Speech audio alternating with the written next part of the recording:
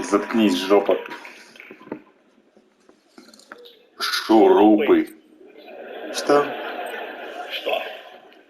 Табличку можно приделать на пластиковые шурупы из переработанного океанического мусора. Это будет максимально соответствовать миссии нашей компании.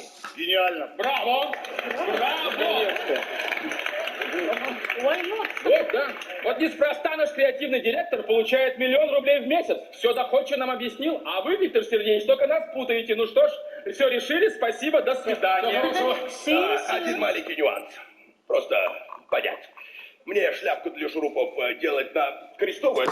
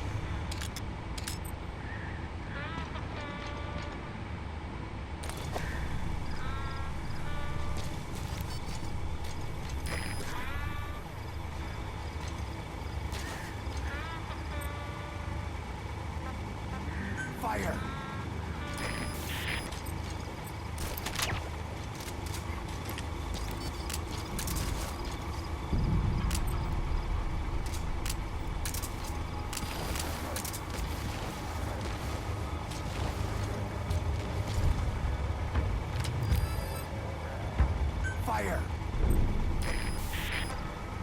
Fire at will!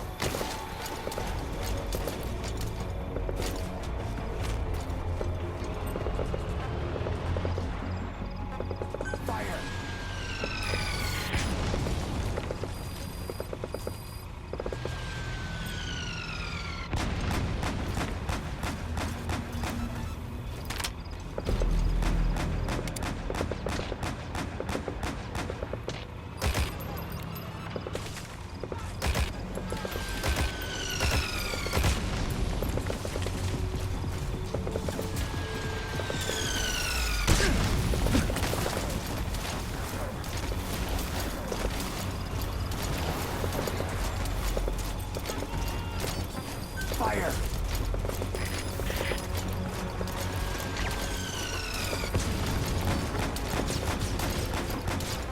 Cease cover fire!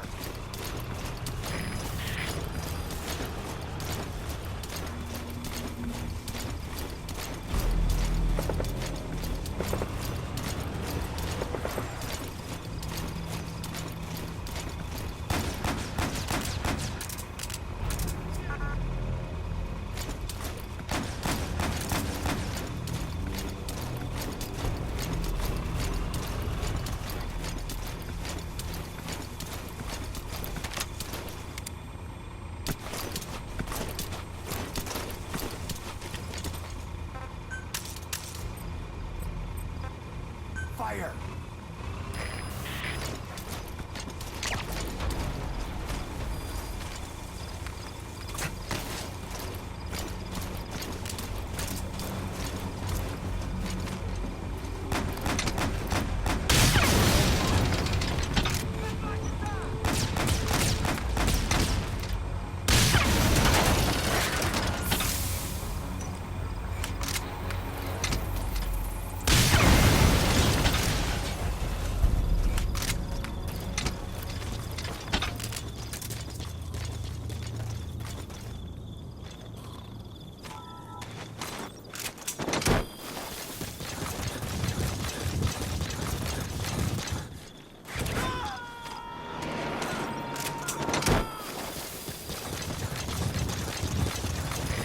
Extract him.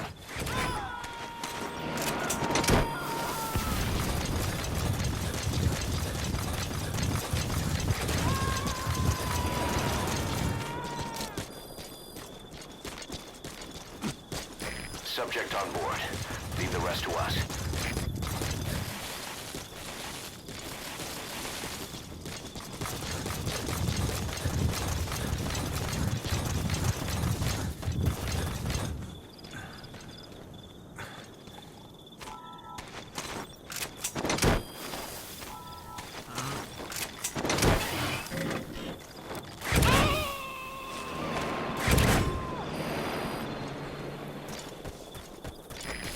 too. Roger that.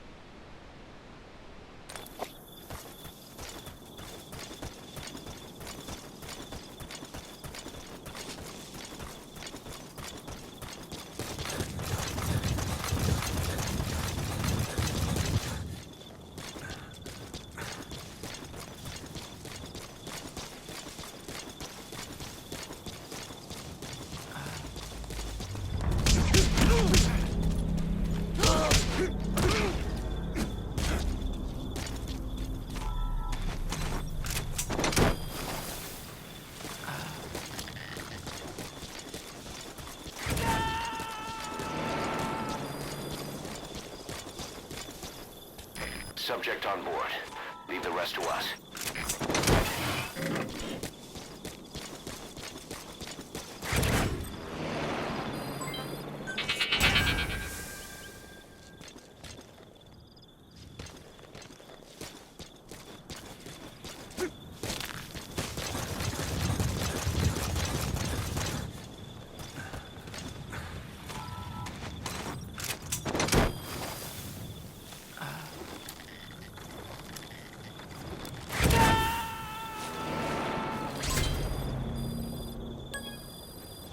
He's coming too. Roger that.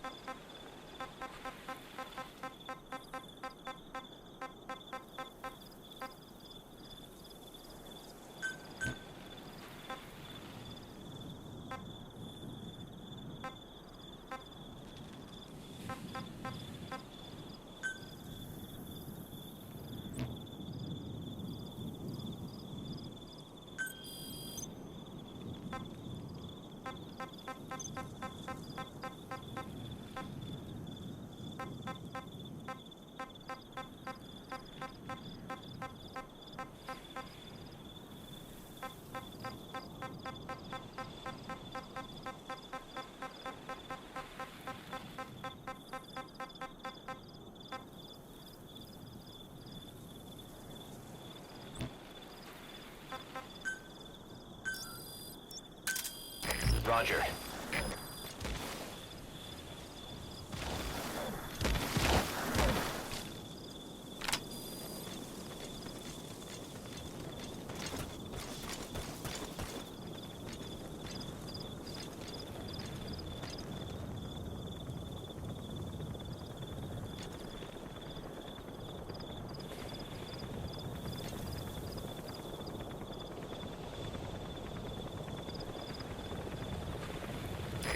This is B-Quad. Arriving shortly at LZ. This is B-Quad. On station at LZ.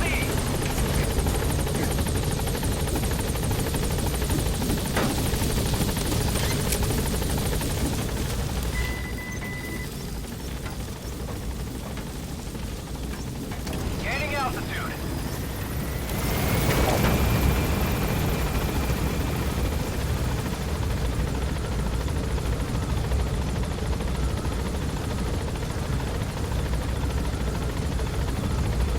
Warning.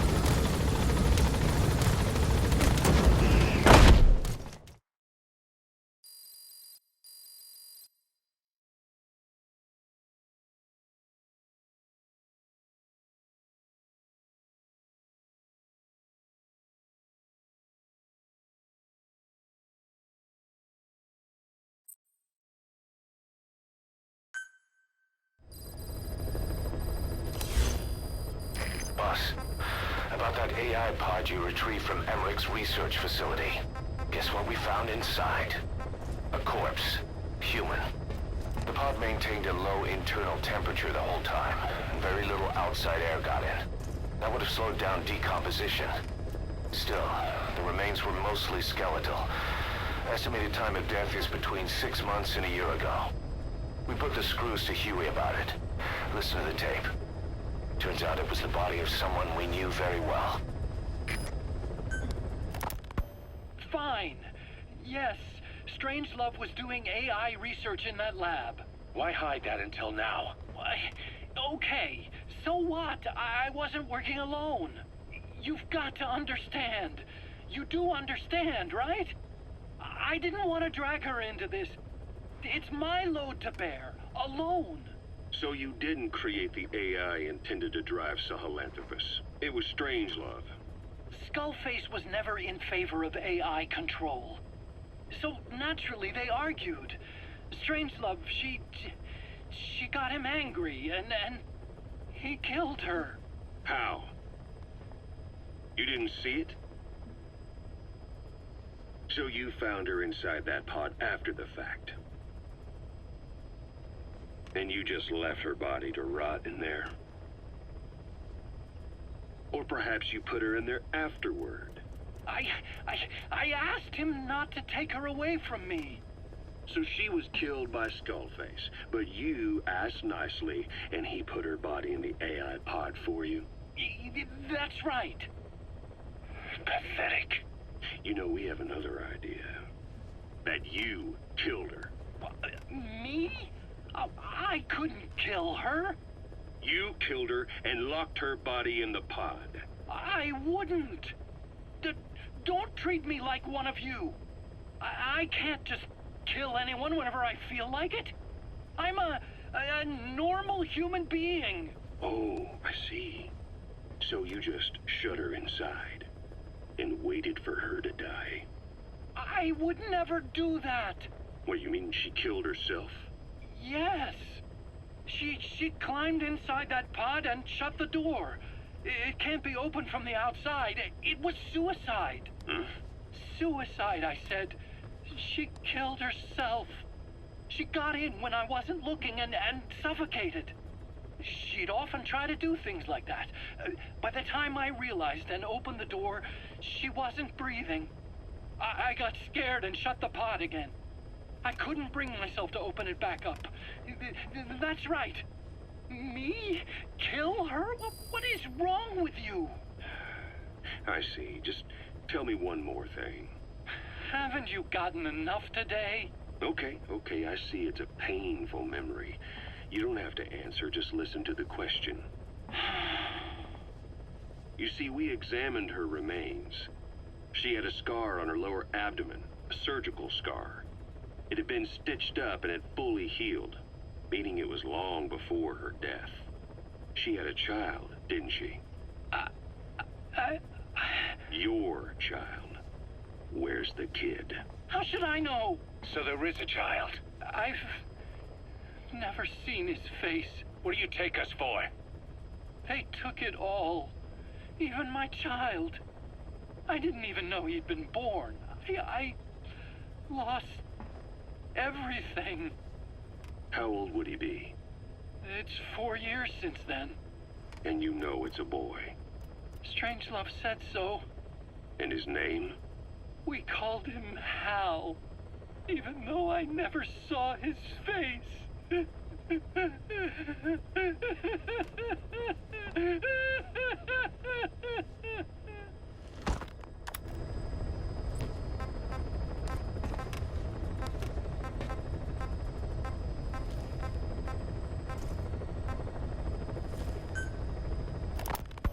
Volgin, the GRU colonel, was burned alive with a Shagohod during Operation Snake Eater 20 years ago. Despite suffering severe burns to his entire body, he still clung to life. After you left Seleniarsk, Volgin's body was taken to a research institute in the outskirts of Moscow, but modern medicine couldn't explain why he was still alive. Not that the colonel was any ordinary man to begin with. That constant electric current he had running through his body that he could unleash at will. To be honest, I was always uncomfortable around him. Thought I might get electrocuted just by standing nearby. The institute studying him was tasked with investigating and developing human paranormal abilities. The comatose Volgin was used to further the Soviet Union's research into such abilities. But not long ago, the facility burned to the ground. And Volgin's body was never found among the rubble, even though the fire started in the room where they were keeping him. This occurred at around the same time you woke up. If Skullface was right, and a thirst for revenge can turn a man into a demon and keep the dead alive, and this man on fire who's been coming after us ever since you woke up, well, that just might be what's left of our old friend Volgin. It's not over yet. Back in '64, in Seleniarsk, you brought his plans for a utopia down in flames. That grudge is what's keeping him alive. The day the research facility holding Volgin burned down, a Soviet jumbo passenger jet happened to crash nearby, far away to the north of that hospital in Cyprus.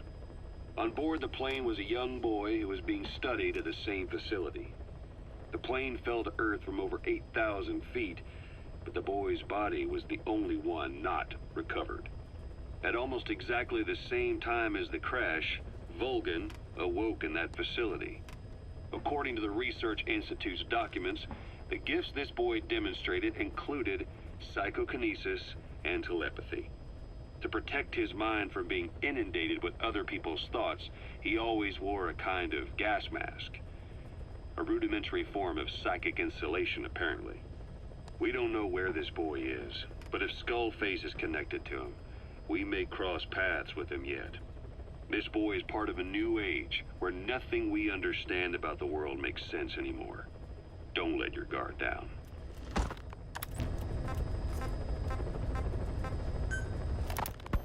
So what were they doing at Nzoya Badia, Baloo? That facility with all the people laid out in rows? The abandoned factory Shabani was held in. It is precisely as you guessed.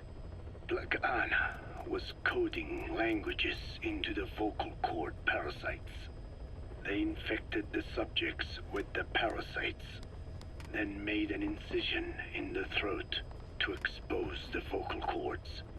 That allowed them to play recordings of a desired language directly to the parasites. And the parasites learn the languages that way. That's some teaching method.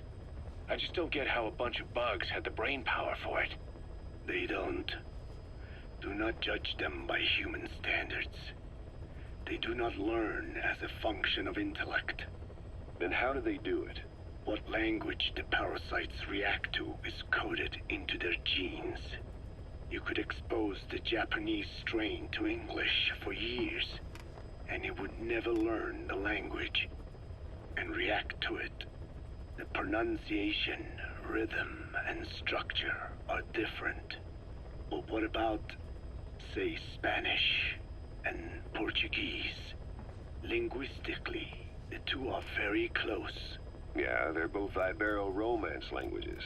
Even so, a Spanish language mating pair exposed to Portuguese will not copulate. Only when they hear Spanish. Only then. And the majority of their offspring will be the same. So it's a literal case of a mother tongue.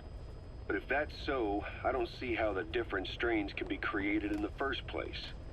Well, among the many thousands of offspring, there may be just a few that react to Portuguese. You're talking about mutations. Correct. Playing the tapes helps to identify the mutant strains. Those specimens are then isolated and bred with one another. From their children, specimens that react more strongly to Portuguese can again be selected and bred. Repeating this process creates a strain that reacts solely to Portuguese and never to Spanish. Mutation and selection. No different to breeding roses. So you kept increasing the change over the generations, adapting them to languages from all over the world. Must have taken a hell of a lot of patience. More like patience. Just how many died for this? There's something I still don't get. In order to tell which larvae will react to Portuguese, you'd have to let them develop and then see which copulate. That means you'd need tens of thousands of guinea pigs. There's no way you could do that in a facility that small. For normal selective breeding methods, you would be right. But there is a more effective selection method when training the vocal cord parasites. Go on. It is not only when mating that the parasites listen for language. Shortly before hatching, larvae display markedly increased activity in reaction to particular language. The active eggs can be identified under a black light. So the eggs that react to Portuguese are selectively placed in the throats of subjects. So you see, narrowing down strains that react to the target language is an effective process. Though I'm sure that even so, many lost their lives to create the various strains. Taken against their will into that dungeon. There are two reasons for playing the tapes for the parasites. One, to isolate the eggs that respond to the target language. And two, to cause the specimens raised from the selected eggs to mate. I get how the system works. But why do they respond to language before they even hatch? It's not like they can mate from inside an egg. It is because the larvae learn the language before hatching. You mentioned that what language the parasites respond to is hard-coded into their genes, and that they don't have the brain power to actually learn a language. But then you say that the larvae at Nzoia-Badia-Bulu were learning the languages in the egg. Your story doesn't add up. Your country is home to a unique songbird. The Japanese bush warbler. Sure, what of it? What a beautiful call it has. But no bush warbler can sing it perfectly at the start. As chicks, they can barely chirp at all. They must learn from their parents and other adult birds. Only then can they sing properly and attract females. So naturally, there are individual differences in each bird's call. Though they start on the same footing, each bird is influenced by its teachers. And the parasites are the same? Like the birds, the parasites have a genetic predisposition towards a particular language. But while in the egg, the larvae's ears are tweaked by listening to the voice of the host. This tweaking ensures that the grown parasites will react better to the host's speech pattern. Why would they have an ability like that? Well, There are distinct regional differences within even the same language. Rare is the language that has no unique dialects. Yes, learning the host's speech pattern before hatching attunes the larvae to whatever twist of pronunciation it will encounter. This adaptive ability is what makes them so formidable. I see. So a language requires selective breeding, but the parasites can learn dialects by themselves. Of course, having the egg-stage larvae listen to the tapes in the factory was not meant to teach them. It was more important to use that trait of theirs to identify the mutated strains. As I mentioned earlier, Is that really accurate enough to use as a weapon? You could wipe out a neighboring ethnic group by accident if their pronunciation is too close. what you say is true. In that sense, they are imperfect as ethnic cleansers. But for his purposes, they are good enough. His objective was not to exterminate any one ethnic group, but to render the world's lingua franca, English, inert.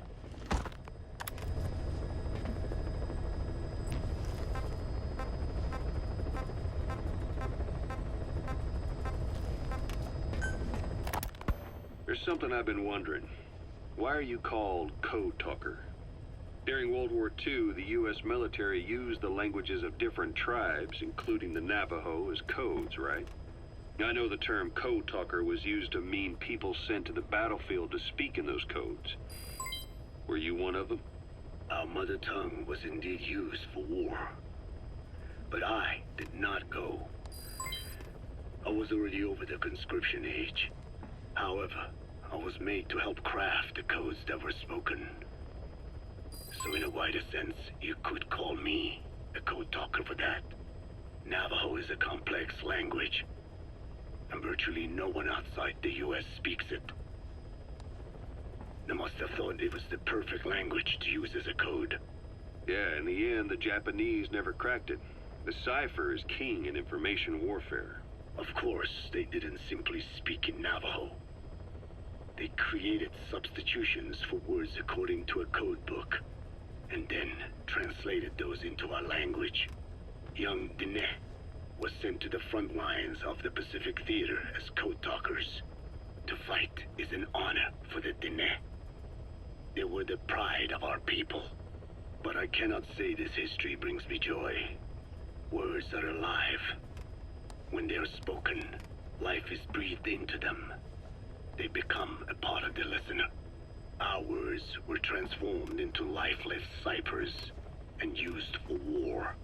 This, after the Black Ana spent generations suppressing the language.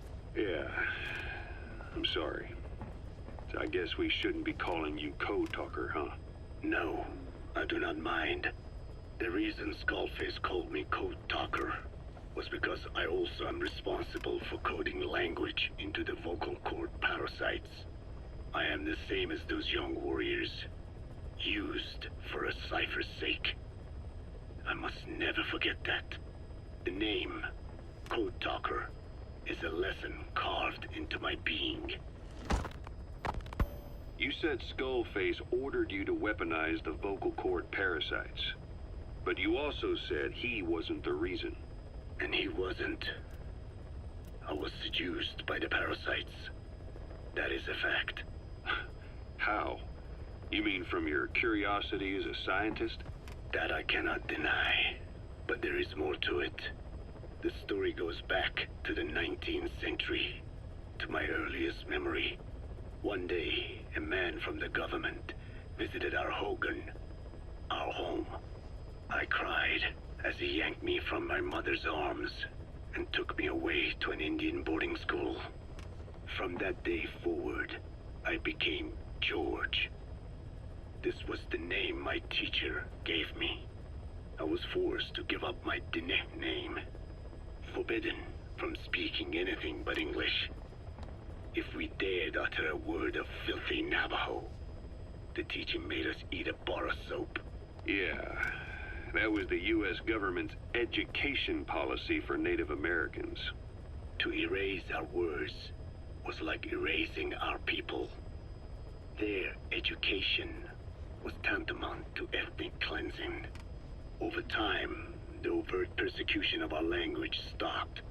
But to this day, it continues to be eaten away by the lingua franca, that is English.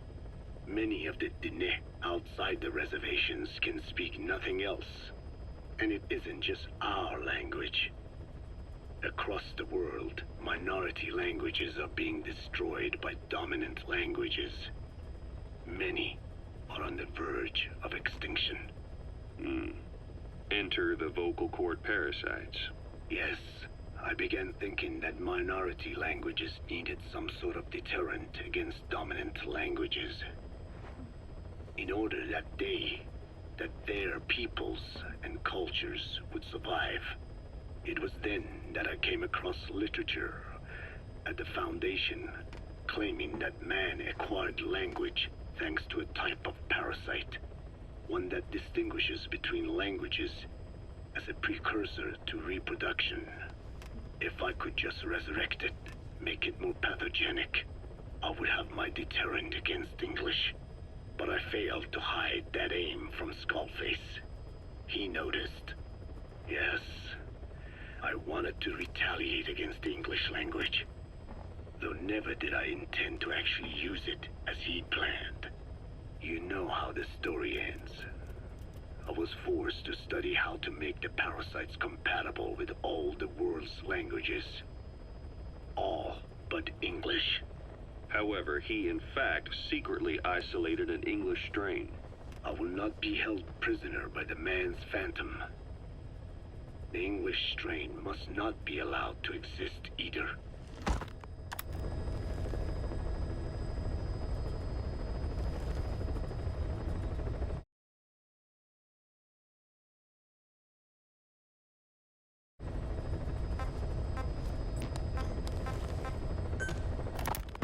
A ruler's greatest wealth is not money or land. It is the number of individuals under his control. Subjects who work, consume, are there to be used as pawns in war. For a capitalist ruler, his people's power becomes his power. You are the same. With your diamond dogs, you spin it with your speeches. But what you're doing is bringing as much talent as you can into your little domain. Every person another feather in your cap. Yes. Since ancient times, every civilization's ruler has had the same idea. When people unite under one will, they become stronger than the sum of their parts. And the one will is the ruler's will. And what do rulers use to bring people together? Language. In the Old Testament, it is written that only one language was spoken in Eden. A shared tongue that united all of humanity. Mankind eventually grew aware of its power and harnessed that strength to build a tower to the heavens. The mighty Tower of Babel. This angered God, who splintered the language of man, and the tower was never completed. Languages emerged, and the earth was divided as men went their separate ways. Every age is the same. A ruler's first order of business, after conquering new land, is to force his tongue on its people. Ancient Rome, Napoleon, and now Zero. English is wreaking havoc around the world right now.